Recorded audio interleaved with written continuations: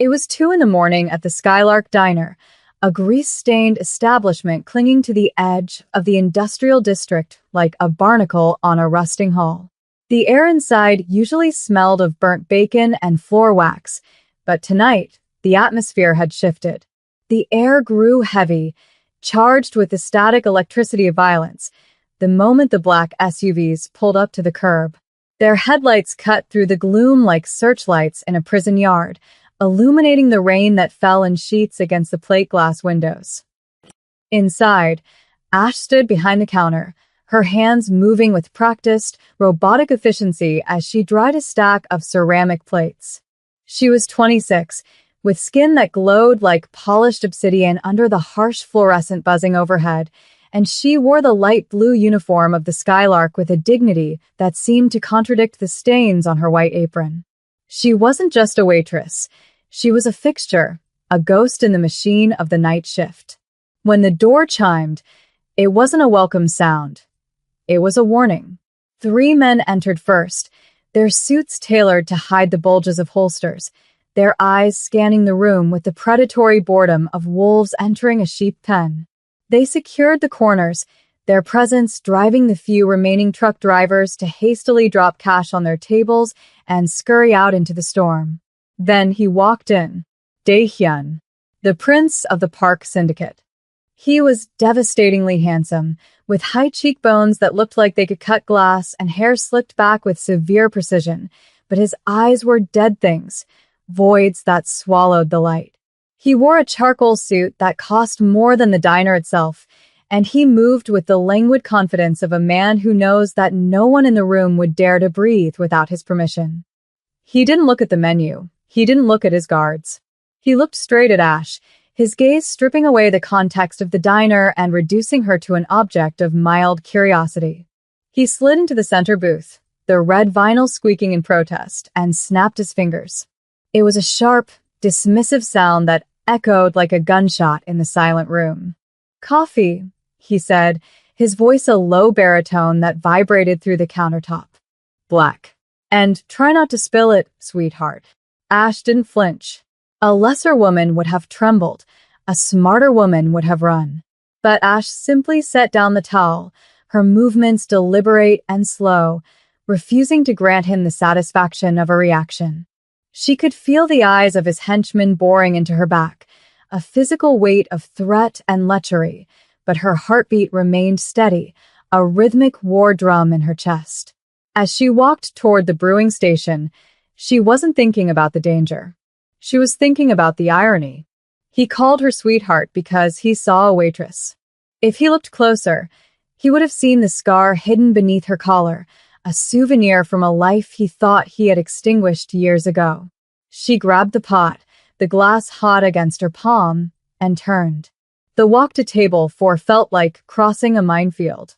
The fluorescent lights hummed louder, or perhaps that was just the adrenaline flooding her system, sharpening her senses until the world became a hyper-real tapestry of details. She noticed the mud on Dae-hyun's Italian leather shoes, red clay, specific to the shipping yards at the docks. She noticed the way his right hand rested near his lapel, guarding something, perhaps a weapon, perhaps a letter. And she noticed the way he watched her, a smirk playing on his lips, expecting her to be flustered by his beauty or his power. She reached the table and poured the coffee. The stream of dark liquid was steady, creating a perfect circle of steam rising between them. "Is there anything else?" Ash asked, her voice cool, devoid of the subservience he was clearly accustomed to. Dae-hyun looked up, his smirk widening into something more wolfish. He leaned forward, resting his elbows on the sticky table, invading her personal space with the scent of sandalwood, expensive tobacco, and the metallic tang of rain. "You're new," he observed, not asking but stating. The old woman who usually works this shift.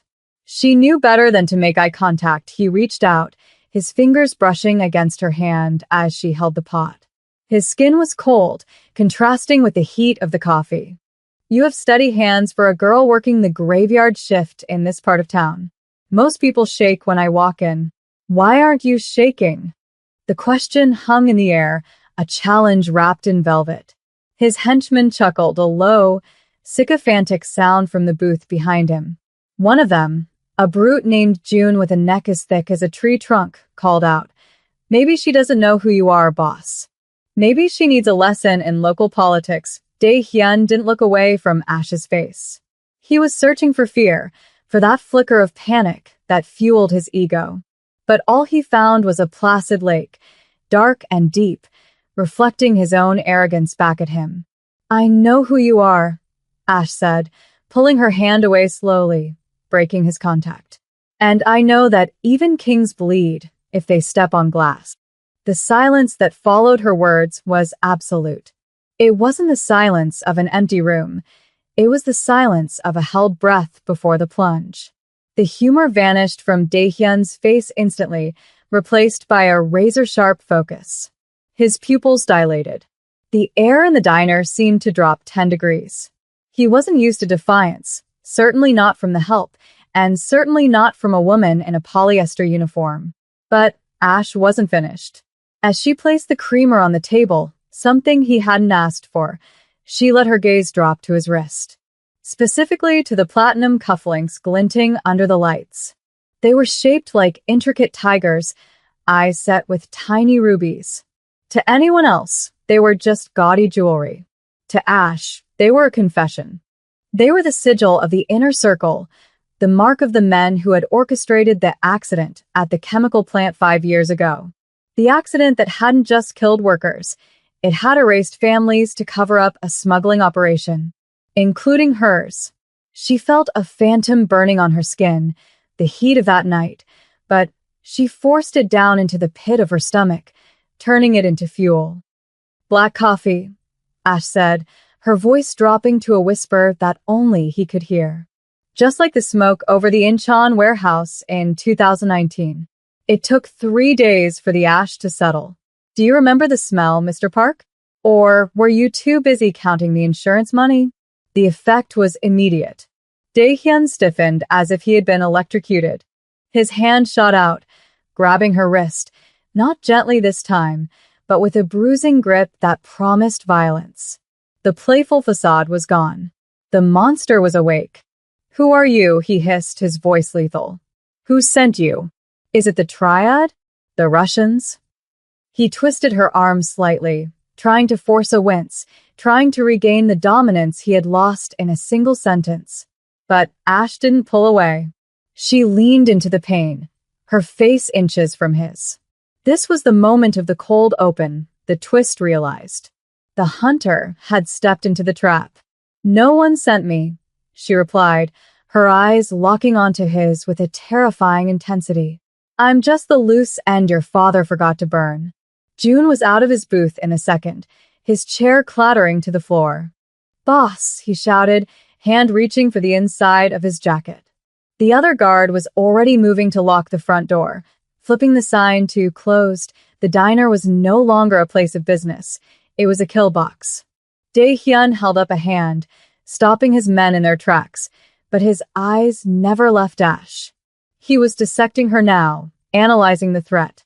He saw the calluses on her fingers, not from scrubbing dishes, but from something else. Something tactical. He realized with a jolt of shock that the waitress dress was a costume, a camouflage that he had foolishly fallen for. The adrenaline spiked in his blood, but mixed with it was something confusing, something perverse. He was intrigued. He had spent his life surrounded by people who feared him or wanted to use him.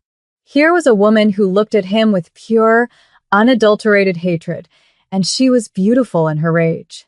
"My father left many things unburned," Dae-hyun said softly, releasing her wrist but keeping his hand hovering near hers, a magnetic tension building between them. "He is a careless man, but I am not." "We'll see," Ash replied, rubbing her wrist where his fingers had left red marks against her dark skin. She stepped back, putting the counter between them again, creating a barrier that felt fragile against the violence escalating in the room. Careless men create their own executioners. "You drink your coffee, Dae-hyun. It might be the last thing you taste that isn't blood." The dialogue was melodramatic, heightened, spoken like lines in a play where the actors know the curtain is falling. The tension was suffocating. Dae-hyun laughed, a dry, humorless sound. He was reevaluating the board.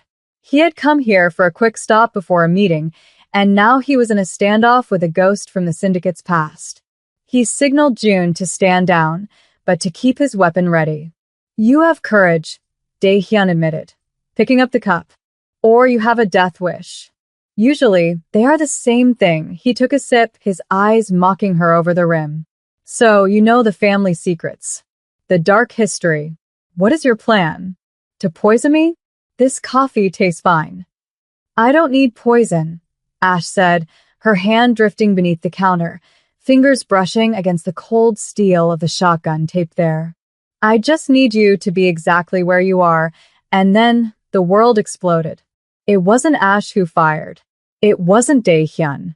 The entire front window of the Skylark shattered inward in a shower of diamond-like glass shards as automatic gunfire raked the diner from the street. The roar was deafening, a chaotic symphony of destruction. Bullets tore through the red vinyl booths, exploded the ketchup bottles into red mist, and sparked against the chrome napkin holders. Dae-hyun was thrown from his seat, not by the impact, but by instinct, diving for the floor. But he wasn't fast enough. A bullet clipped his shoulder, spinning him around, leaving him exposed on the linoleum.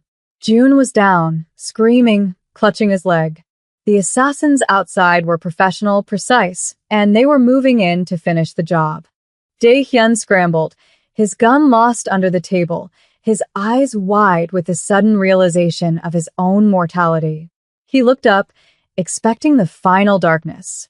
Instead, he saw blue. Ash vaulted over the counter, moving with the fluidity of a jungle cat. She didn't look like a waitress anymore. She looked like an avenging angel. She landed in front of him, the shotgun in her hands, pumping the action with a sound that cut through the ringing in his ears. She wasn't trying to kill him. She was standing between him and the door. The irony crashed into him harder than the bullet. The woman who wanted him dead was the only thing keeping him alive.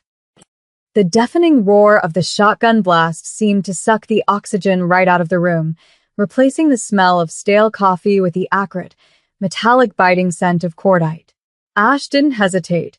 She was a blur of motion, a kinetic force of nature that defied the stillness of the diner. She racked the slide again, clack, clack, a sound that was both mechanical and terrifyingly final. The buckshot had turned the mahogany frame of the entrance into splinters, buying them exactly 3 seconds of hesitation from the kill squad outside. In that brief window, the power dynamic in the room shifted tectonically. Dae-hyun, the prince of the Park Syndicate, the man who commanded armies of enforcers, was on his knees, clutching a bleeding shoulder, looking up at the woman he had dismissed as a servant. He saw the way she planted her feet, the tactical distribution of her weight, the cold calculation in her eyes that assessed angles of fire and cover. She wasn't just defending herself. She was securing the asset. And much to his humiliation and fascination, he was the asset. "Move," she commanded, not with a shout, but with a low, guttural order that brooked no argument. She grabbed the collar of his ruined Italian suit, hauling him up with a strength that belied her slender frame. "Kitchen. Now." They scrambled over the debris, glass crunching under their feet like broken diamonds. Bullets began to chew through the walls again, punching holes in the drywall and sending plumes of white dust into the air, mixing with the steam escaping from the ruptured espresso machine. The sensory overload was intense, the flashing muzzle flashes from the street illuminating the diner in strobe light horror, the screaming of the injured June, the shattering of plates. Dae-hyun stumbled, his vision blurring from shock, but Ash didn't let him fall. She shoved him through the swinging metal doors of the kitchen into a world of stainless steel and grease. The change in atmosphere was jarring. The front was chaos, but the kitchen was eerily quiet, save for the hum of the refrigerator. Ash didn't stop. She kicked a heavy prep table across the door they had just come through, barricading it. "The back exit is rigged," she said, her voice tight. We have to go through the basement. Dae-hyun looked at her, his breath coming in ragged gasps. My men, he started, his voice weak. Are dead or dying? She cut him off, her eyes blazing. And unless you want to join them, you will follow me. The people outside aren't just hitmen, Dae-hyun. They're cleaners, they don't leave witnesses. And they don't miss. She grabbed a serrated knife from the magnetic strip on the wall, shoving it into his good hand. The weight of the handle felt foreign, primitive. He was used to giving orders, not fighting for his life in a grease-trap dungeon. But as he looked at Ash, illuminated by the flickering emergency light, he realized that his survival depended entirely on the woman who wanted to destroy him. The basement was a labyrinth of shadows and damp concrete, smelling of mold and ancient plumbing. It was the underbelly of the city, a place where the rats lived, and for the moment, they were the rats. Ash led him through the darkness with a familiarity that suggested she had memorized the blueprints of this building long before she ever put on the apron. Every step sent a jolt of agony through Dae-hyun's shoulder, but the adrenaline kept him moving.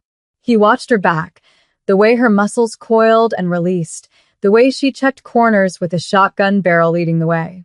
You planned this, he whispered, his voice echoing slightly in the narrow corridor. You knew they were coming. Ash paused at a heavy iron door, her hand hovering over the latch. She turned to look at him, her face half in shadow, looking like a noir painting brought to life. I knew someone was coming, she corrected, her tone icy. I just didn't expect them to be on your payroll, the accusation hung in the dank air. Dae-hyun frowned, confusion warring with the pain. My peril? Those men wore the insignia of the Red Lotus on their vests, she finished for him. Your father's personal guard. You aren't being hunted by rivals, little prince. You're being pruned from the family tree. The revelation hit him harder than the bullet. The Red Lotus. His father's elite executioners. The betrayal was so absolute, so monstrous, that his mind refused to process it at first. But the logic was cold and undeniable. He had been asking questions about the shipping manifests, about the old chemical plant fires. He had been getting too close to the rot at the heart of the empire. Ash shoved the door open, revealing the rain-slicked alleyway behind the diner. The storm was raging harder now, the wind howling like a banshee. Her car, a rusted, nondescript sedan that looked like it belonged in a scrapyard, was parked under the shadow of a dumpster. Get in, she ordered, unlocking the door. And keep your head down. As he slid into the passenger seat, the smell of old upholstery and vanilla air freshener filling his nose, Dae-hyun looked at the woman sliding into the driver's seat. She tossed the shotgun into the back, the weapon clattering against piles of files and surveillance gear. She wasn't a waitress. She wasn't just a survivor. She was a hunter who had been waiting for the right moment to strike, and now, fate had handcuffed them together. The engine roared to life with a cough and a sputter, and as they peeled out of the alley, leaving the burning diner behind in the rearview mirror, Dae-hyun realized that the dangerous part of his night wasn't the shootout. It was being alone in a car with Ash. The safe house was less of a home and more of a bunker disguised as a studio apartment. It was located in the tangled veins of the city's old district, where the buildings leaned against each other like drunkards and the streetlights had long since been shot out. Inside, the air was stagnant, smelling of dust, rubbing alcohol, and the faint, lingering scent of lavender soap, a stark, feminine contrast to the harsh utility of the space. Maps and photos were taped to the walls, a chaotic mosaic of the park syndicate's operations, connected by red string like a conspiracy theorist's web. Dae-hyun sat on the edge of the narrow bed, his shirt stripped off, shivering slightly as the shock began to settle in. The room was dim, lit only by the amber glow of a street lamp filtering through the blinds, casting stripes of light and shadow across his torso. He watched Ash as she gathered supplies, gauze, antiseptic, a needle, and thread. She moved without the frantic energy of the diner. Here, she was methodical, surgical. She placed a bottle of cheap whiskey on the nightstand next to him. "Drink," she said. "I don't have lidocaine, and this is going to hurt."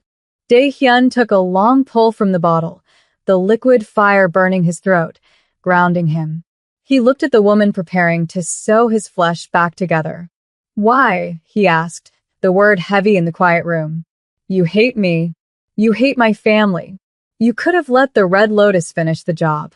You could have walked away and let the monsters eat each other." Ash paused, the needle hovering over the open wound on his shoulder.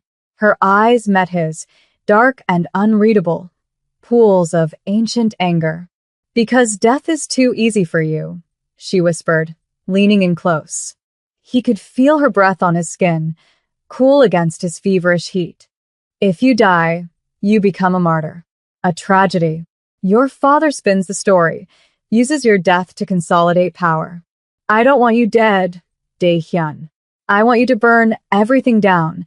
She pressed the antiseptic pad to the wound. He hissed, his hand gripping the bedsheets until his knuckles turned white. She didn't apologize. She just began to stitch, her fingers deft and steady against his skin. The physical intimacy of the moment was suffocating. The blood, the pain, the proximity. It was a perverse subversion of a romantic embrace.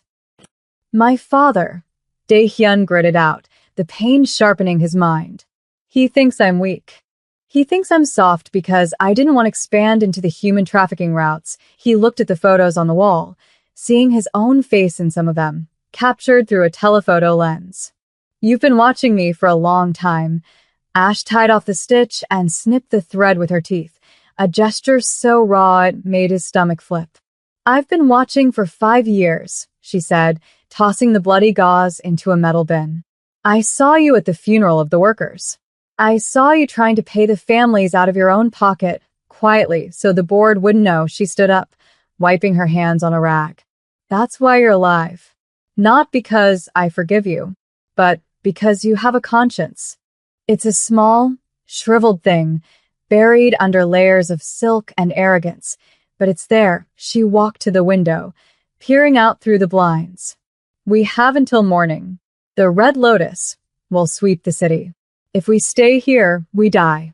If we run, we die." Dae-hyun stood up, testing his shoulder. It throbbed, but the bleeding had stopped. He walked up behind her, close enough to smell the rain still clinging to her hair. The power dynamic had shifted again. They were no longer predator and prey. They were partners in a foxhole. "We don't run," he said, his voice dropping to that dangerous, commanding baritone. "We go to the source. Tomorrow night is the Platinum Gala. The entire board will be there. My father will be there." He reached out, his hand hovering near her waist, not touching, but close enough to feel the heat. "You have the evidence. I have the access." We walk in through the front door. Ash turned to face him.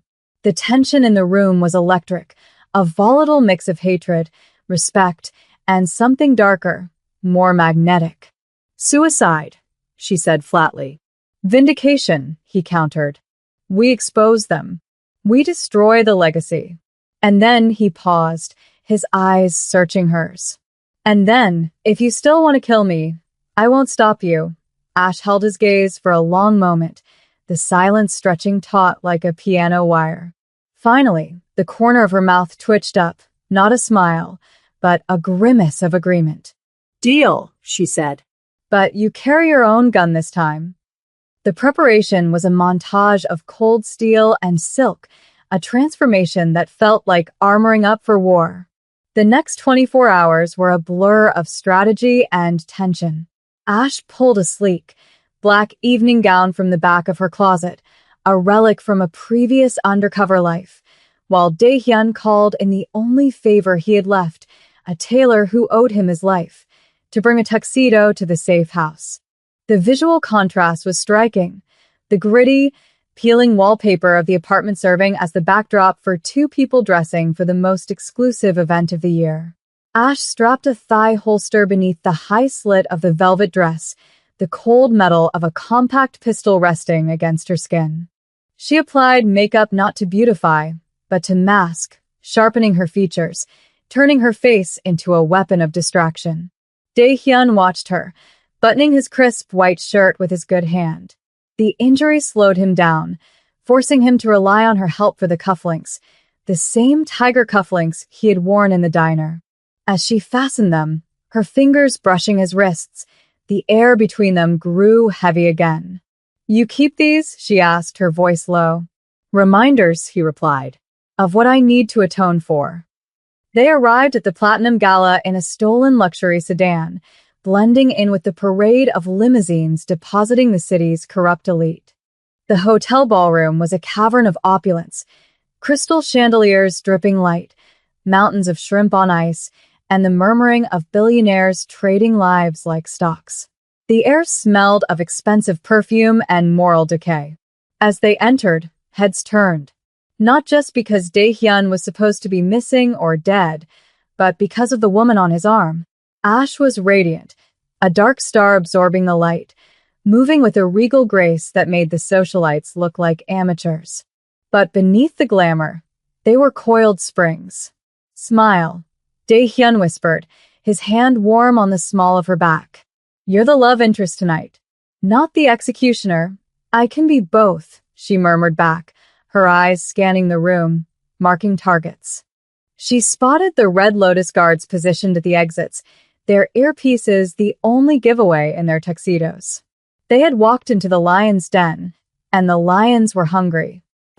At the center of the room, holding court, was Chairman Park, an older, withered version of Dae-hyun, with eyes like frozen chips of flint. He was laughing with a senator, a glass of champagne in his hand, completely unaware that his ghost had just walked in the door. The plan was simple: get to the podium, hijack the feed, and broadcast the drive Ash had spent 5 years filling with proof of the syndicate's atrocities. But plans rarely survive contact with the enemy. As they moved through the crowd, a hand clamped onto Dae-hyun's uninjured shoulder. It was June, miraculously alive, limping heavily, his face pale and sweating. But he wasn't alone. He was flanked by 3 security guards. "Boss," June rasped, his eyes darting nervously. "Your father. He knows. He's waiting for you in the private study upstairs. He says if you make a scene here, he detonates the gas lines in the basement. Everyone dies." The threat was a bucket of ice water. The public reveal was a trap.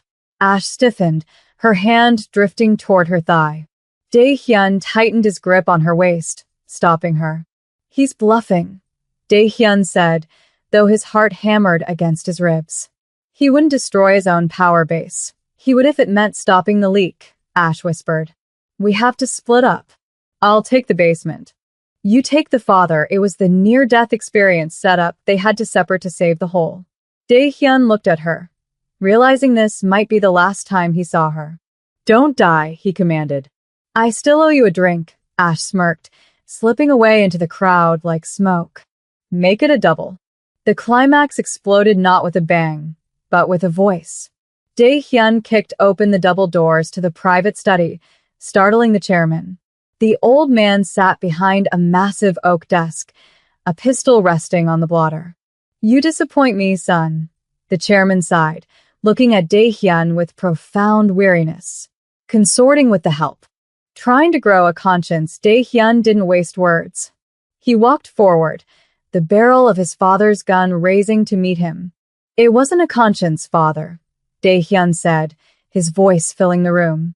"It was survival." Meanwhile, in the basement, Ash was fighting a war in a ball gown.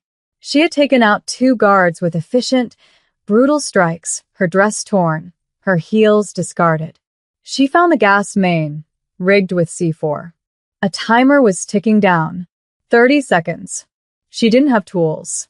She only had instincts. Back in the study, the chairman pulled the trigger. Click. Dae-hyun didn't flinch. He held up the firing pin he had removed from the gun years ago, a paranoid insurance policy he had kept since he was a teenager. "You taught me to trust no one," Dae-hyun said coldly. He crossed the room and struck his father, a single, decisive blow that knocked the old man unconscious. At the exact same moment, The ballroom screens flickered. The music died.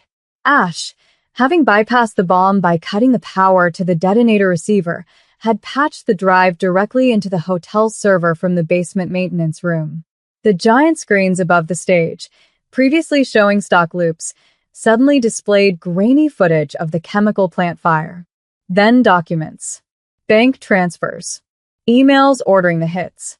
The crowd gasped, a collective sound of shock that rippled through the hall. The illusion was shattered. The police sirens, tipped off by Ash hours ago, began to wail outside, a symphony of justice approaching. Dae-hyun stood over his father, watching his empire crumble on a private monitor. He felt a strange lightness, a lifting of a burden he had carried since birth. He wasn't the prince anymore.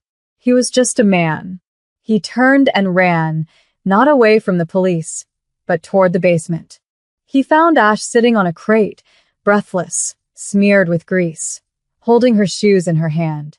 She looked up, exhausted but triumphant. "Did we win?" she asked. Dae-hyun knelt before her, ruining his tuxedo pants on the dirty floor, and took her face in his hands. "The world is watching them fall," he said. "We won," he kissed her then, a collision of relief and adrenaline, tasting of blood and victory. It wasn't a fairy tale kiss. It was a promise sealed in the wreckage of their old lives. The aftermath was a media storm that lasted for months. The trials were televised, the Park Syndicate dismantled piece by piece. But the two people who started the fire were nowhere to be found. They had vanished into the ether, leaving behind only rumors. The final scene opens on a small, sun-drenched beach in a country with no extradition treaty. A small cafe overlooks the turquoise water. Ash is there, wearing a simple white dress, no apron in sight. She is sitting at a table, reading a newspaper with a headline, "Corruption Purge Complete." A shadow falls over the table. She looks up to see Dae-hyun, holding 2 cups of coffee. He looks different, lighter, the darkness in his eyes replaced by the reflection of the sea. He places the cup down. "Black," he says, a playful smirk on his lips. "And I didn't spill it." Ash smiles, a genuine, radiant smile that reaches her eyes. She takes the coffee, her fingers brushing his. "You're learning," she teases. They aren't looking at the past anymore. They are looking at the future. And that, my friends, is why you never judge a book by its cover, and you never underestimate the waitress. She didn't just serve him coffee. She served him his destiny. So, what would you have done in Ash's shoes? Let me know in the comments below. Until next time, stay sharp, stay dangerous, and keep watching.